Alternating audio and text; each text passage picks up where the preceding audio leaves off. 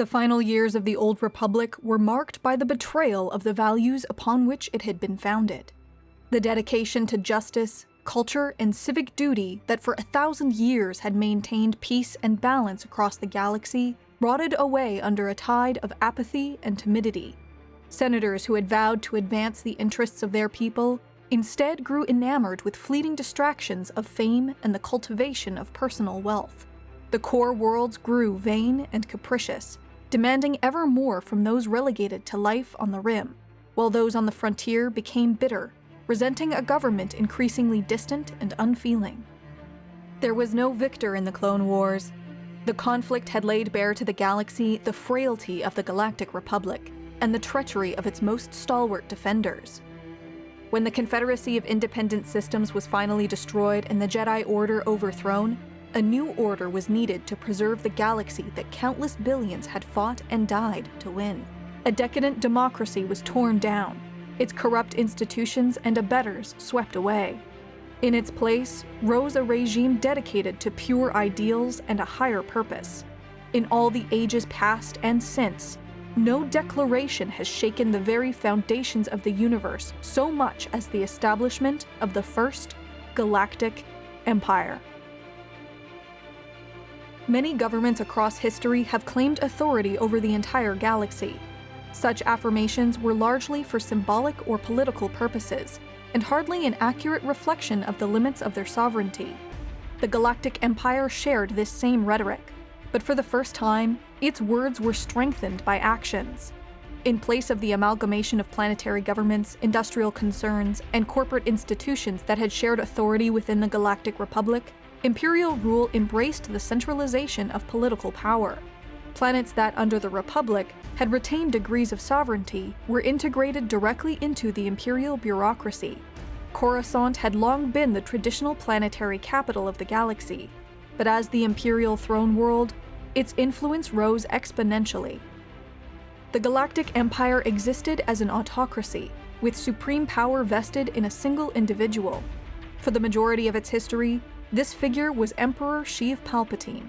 The Emperor served as the head of state, head of government, and the supreme commander of the Imperial Armed Forces. His power was subject to neither external legal restraints or regulated by any mechanisms of public control. Policies affecting any aspect of the state could be unilaterally implemented at the Emperor's discretion.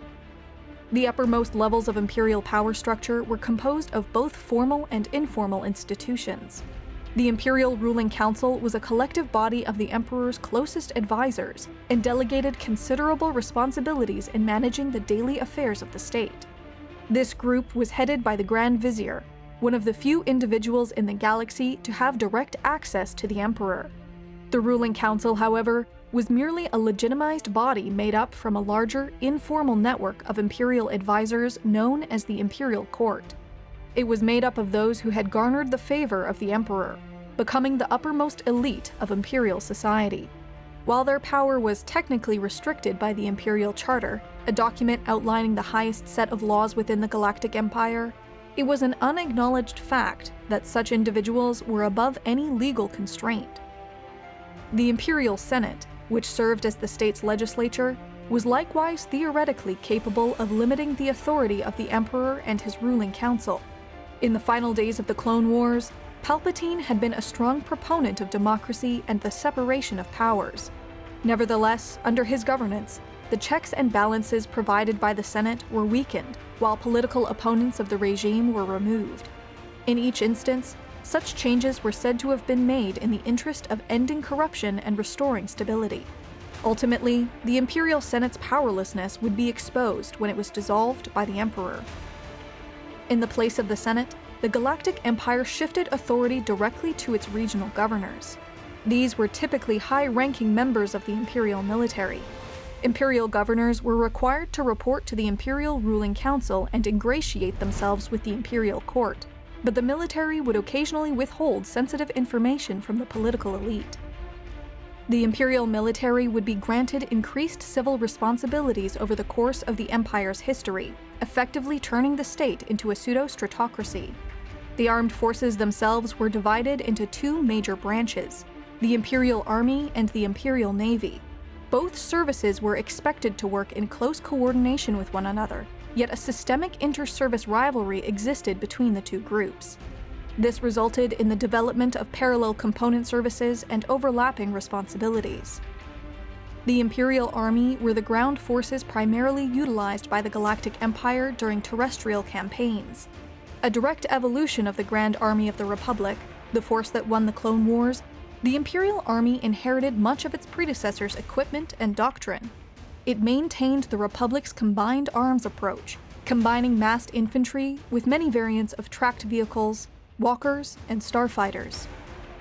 The Imperial Armor Corps was perhaps the most feared and well-known aspect of the Imperial Army, tasked with operating the Empire's imposing assortment of ground vehicles and walkers. The all-terrain armored transport, commonly known as the AT-AT, represented the apex of Imperial walker design. Its formidable armor and armament, combined with its ability to carry large numbers of infantry or equipment, made it a centerpiece of Imperial strategy and an enduring symbol of the Empire's military supremacy. The AT-AT was supplemented by a variety of other walkers and vehicles, including the all-terrain scout transport, or AT-ST, and the TX-225 GAVW Occupier assault tank. Aerial supremacy was the responsibility of the Imperial Army Air Corps. In addition to the TIE series of starfighters utilized by the Imperial Navy, the Air Corps were also equipped with variants designed specifically for atmospheric combat. Likewise, their assets were typically assigned to surface-based airfields, rather than any starship. The Stormtrooper Corps represented the elite of the Imperial Army, organized into a semi-independent service branch. While technically subordinate to Army Command, they were ubiquitous across the Galactic Empire, operating even in areas reserved for the Imperial Navy, including its starships and fleet bases. First established by units of Republic commandos, the deterioration of the clone army due to the accelerated aging of its soldiers necessitated the recruitment of regular Imperial citizens. The force would eventually swell in numbers to such an extent that it rivaled the scale and ability of the Imperial Army, but in the process, lose much of its institutional memory and elite status. A prodigious number of Stormtrooper variants existed through the Corps. Some of these, such as heavy Stormtroopers and Flame Troopers, were single individuals with distinct weaponry assigned to a squad or fire team of standard Stormtroopers. Others, such as Jump Troopers or Scout Troopers, were organized into separate squads, platoons, or even companies comprised entirely of identically equipped individuals.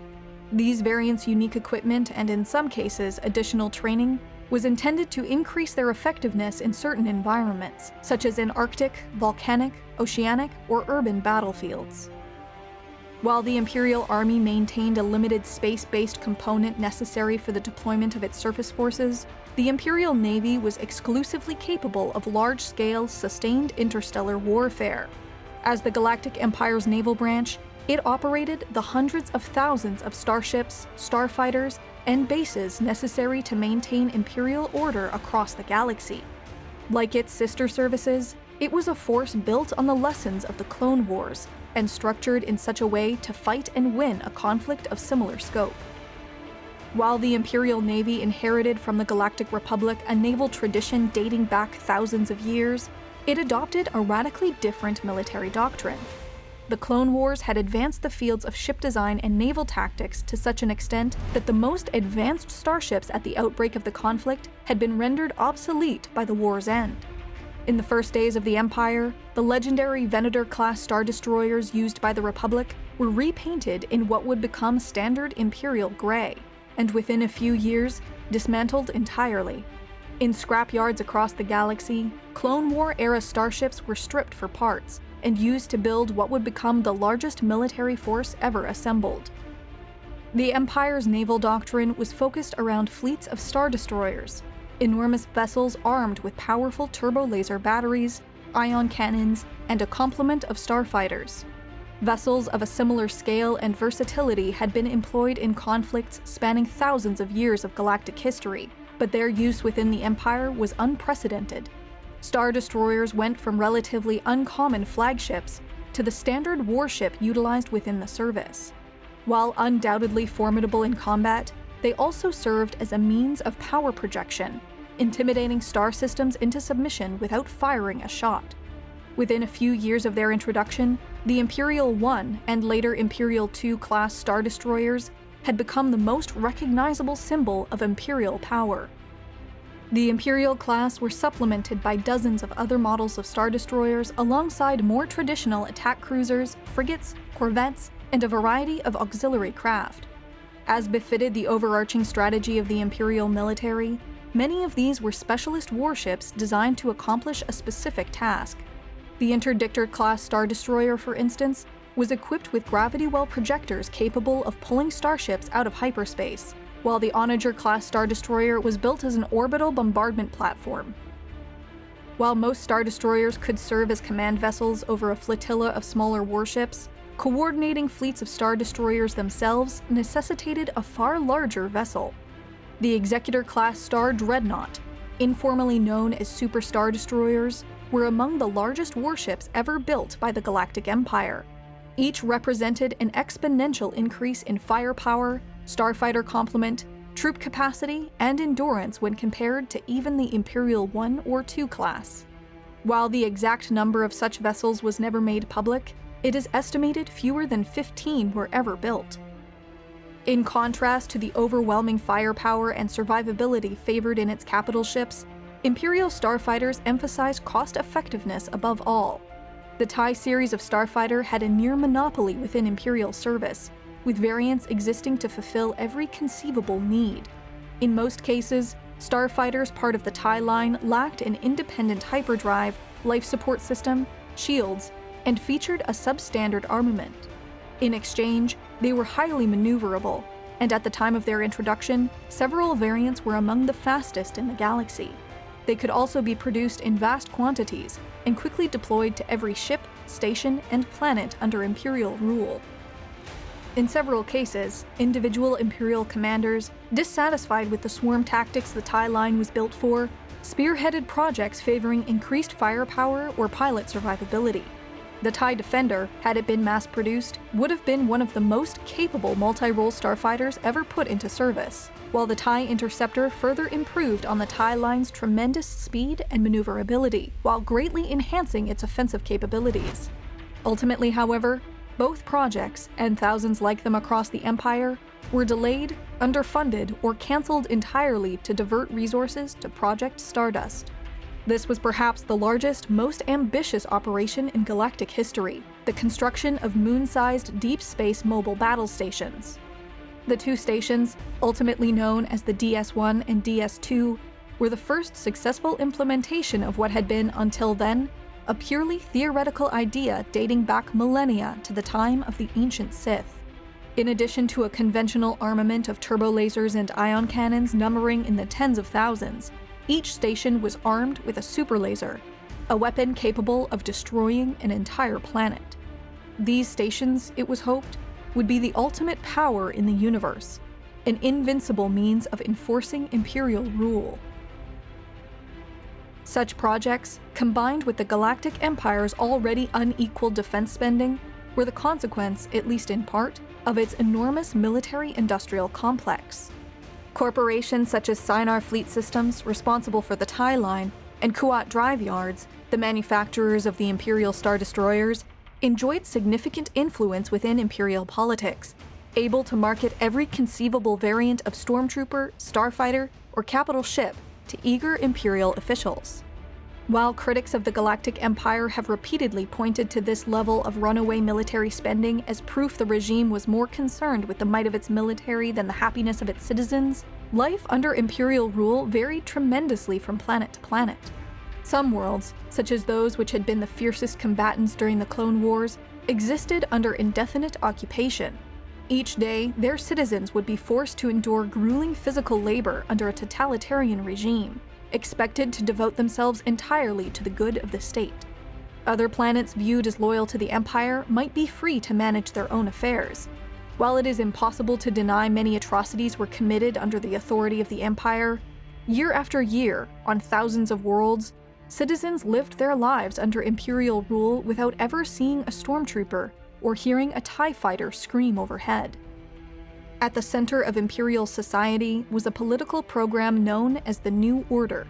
This ideology, first expressed in the Declaration of the Empire itself, espoused the values of patriotism, militarism, civic pride, order, and the rule of law. One of the main goals of this program was to degrade the traditional loyalty most citizens had to their planet and replace it with loyalty to the Empire above all. Citizens were encouraged to think of themselves not as Corellians, Naboo, or Chandrillan, but simply as Imperials. By leveraging populist sentiments and exploiting the rampant anti-droid and human-centric bigotry brought about by the Clone Wars, Imperial propaganda found a receptive audience. Humans came to dominate every aspect of Imperial society, with anti-alien media so effective that even near humans came to distrust non-human populations. Nevertheless, in rare instances, some non-humans of exceptional ability were known to occupy some of the highest positions in both the civil government and military forces. Simultaneously, the fear of mysticism and the supernatural that had emerged in the final days of the Clone Wars was used to criminalize organized religion. Ancient religious groups such as the Church of the Force and the Guardians of the Wills were outlawed and driven underground. In its place, the Empire attempted to promote a type of civic religion in which elements of the imperial regime, including the Emperor himself, were imbued with a type of sacred reverence. Imperial history especially was, at times, either manipulated or perhaps fabricated entirely to help promote loyalty to the state. During the Imperial era, it was generally accepted that the Galactic Empire was the direct result of two major influences: the spiraling corruption of the Galactic Republic and the treason of the Republic's oldest defenders, the Jedi Order. In ancient religious society, the Jedi Order was said to be made up of warrior monks, Jedi Knights, who could manipulate a type of cosmic power known as the Force. These Jedi possessed supernatural abilities, used at one time to eradicate another group of Force users, known as the Sith. Near the end of the Clone Wars, one of these Jedi, a high-ranking member of a Jedi Council, purportedly attempted to assassinate then Supreme Chancellor of the Republic, Sheev Palpatine. Simultaneously, the thousands of Jedi Knights across the galaxy turned on their clone soldiers, only to be cut down and the Jedi Rebellion destroyed. The veracity of these claims has been increasingly challenged, with some claiming that it was the Republic that betrayed the Jedi, perhaps even at the behest of Chancellor Palpatine himself. Regardless, the early years of the Galactic Empire were focused on dismantling the institutions of the Republic and destroying the last holdouts of the Confederacy of Independent Systems, the secessionist state that had sparked the Clone Wars.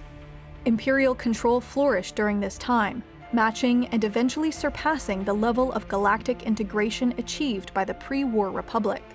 Despite these early successes, a growing insurrection, rumored to have been fermented by Jedi survivors, united those opposed to Imperial rule. In what would become a decades-long galactic civil war, Imperial forces attempted to hunt down and eradicate a series of rebel cells that would eventually proclaim themselves the Alliance to restore the Republic. In the Battle of Yavin, the Galactic Empire experienced its first great defeat. A single rebel pilot, rumored to be either a Jedi survivor or trained by one, was able to somehow destroy the DS-1, killing millions of Imperial soldiers and destroying an irreplaceable piece of the Empire's military infrastructure. While the Empire would achieve a stunning victory on Hoth, almost annihilating the entire rebellion in a single blow, the destruction of the second Death Star, and with it the Emperor himself, marked the beginning of the end of Imperial rule. Lacking a strong continuity of government, the death of the Emperor left no clear successor, with the remaining political authorities on Coruscant unable to secure the loyalty of the military. The Galactic Empire quickly fractured into several remnants, the largest of which, led by Grand Admiral Ray Sloane, attempted to achieve a major victory over the nascent New Republic to consolidate and legitimize her authority, only to be defeated during the Battle of Jakku. While several holdouts continued to resist, Imperial representatives on Coruscant formally capitulated to the New Republic, signing a treaty known as the Galactic Concordance. The Galactic Empire was reduced to a rump state, a shadow of its former power, and confined to a scant few systems granted to it by the victorious New Republic. Together with other Imperial remnants across the galaxy, it lays claim to the legacy of the old Empire, but with neither the resources or will to seize it. But the fall of the Empire has raised new questions. For decades, it was rumored that Emperor Palpatine may have himself commanded the Force used by the Jedi, that he may have even been a member of their ancient enemy, the Sith. A few strange records were preserved before they could be destroyed, detailing secret plans and ancient artifacts. There is evidence a shadow group may have operated under Imperial rule. It was an open secret that the Emperor had at his command a dark enforcer, a towering figure armored in black who could kill with a gesture. He may have commanded other such agents, inquisitors intended to hunt the last Jedi. Most concerning are the mentions of the unknown regions, the last truly unexplored territory in the galaxy, and a place of great interest to Palpatine. Imperial hardliners fled there in vast numbers, and the First Order is said to have been founded at their command. The First Order's destruction of the Hosnian system and their war against the New Republic has been waged in the desire to see the Galactic Empire's promise fulfilled. To many, they are its true successor. Others view them merely as a pale imitation, a hollow attempt to replicate the might of a far greater power. But the First Order alone cannot account for the vast number of ships, troops, and material that disappeared with the end of the Empire. If the Emperor was truly responsible for all of which he has been accused, the corruption of the Republic, the outbreak of the Clone Wars, the fall of the Jedi Order, if he did command powers beyond those of normal men, then who can truly say what else he may have been capable of? Whoever or whatever he is, Palpatine possessed enormous vision, and his plans for the galaxy may still be in motion. The Templin Institute investigates the factions, nations, and organizations of alternate worlds. If you've enjoyed this video and would like to join the Templin Institute, consider pledging to our Patreon page.